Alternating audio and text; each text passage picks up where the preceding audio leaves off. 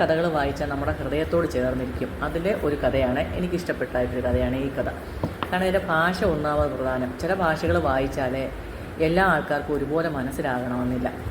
ചില കഥകളെ നല്ല കഥകളായിരിക്കാം, നല്ല പേരുകേട്ട കഥകളായിരിക്കാം, പക്ഷേ അത് നമുക്കത് എല്ലാവർക്കും ഒരുപോലെ നമുക്കത് മനസ്സിലാകത്തില്ല. ഇതെന്തായാലും നന്നായിട്ട് എല്ലാവർക്കും മനസ്സിലാകുന്നൊരു കഥയാണ്. ഇവർക്ക് വേറെ ബുക്കുകൾ ഇതിൻ്റെ എഴുതിയിട്ടുണ്ട്, അത് ഞാനിനി വാങ്ങി വായിക്കണമെന്ന് വിചാരിക്കും. ഉണ്ണിമായ എന്ന കഥയിലൂടെ സാറാ തോമസ് ഓർത്തഡോക്സ് മെൻറ്റാലിറ്റിയുള്ള ഒരു ഇല്ലത്തിൻ്റെ അകത്തളങ്ങളിൽ ജീവിതം ഹോമിക്കപ്പെടേണ്ടി വന്ന ഉണ്ണിമായ എന്ന പെൺകുട്ടിയുടെ സംഭവ ബഹുലമായ കഥയാണ് ഈ നോവലിൽ പറയുന്നത്. ഈ നോവല് ഉണ്ണിമായെ ശ്വാസം മുട്ടിക്കുന്നത് പോലെ തന്നെ വായനക്കാരെ ഓരോരുത്തരെയും ശ്വാസം മുട്ടിക്കുന്നതാണ്. ഇങ്ങനെ ഒരു വീഡിയോ ചെയ്യണമെന്നൊക്കെ വിചാരിച്ചിരിക്കുന്നത്, നല്ല നല്ല കഥകൾ വായിക്കുമ്പം അത് മറ്റുള്ളവർക്ക് കൂടെ പ്രയോജനമാകട്ടെ എന്നോർത്താണ് ഞാനിങ്ങനെ ഒരു വീഡിയോ ചെയ്യുന്നത്.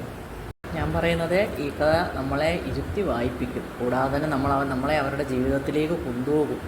അത്ര മനസ്സിനെ ആകർഷിക്കുന്നതും അത്ര നമുക്ക് സങ്കോചമുണ്ടാക്കുന്നതുമായ ഒരു കഥയാണ്. അപ്പം നമുക്ക് വായിച്ചിരിക്കാം.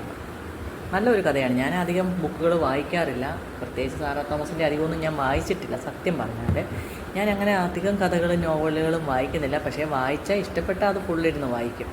അങ്ങനെ കുറച്ച് കഥകളെ വായിച്ചിട്ടുള്ളൂ. അതിലേറ്റവും എനിക്ക് നന്നായിട്ട് ഇഷ്ടപ്പെട്ടു ഈ കഥ.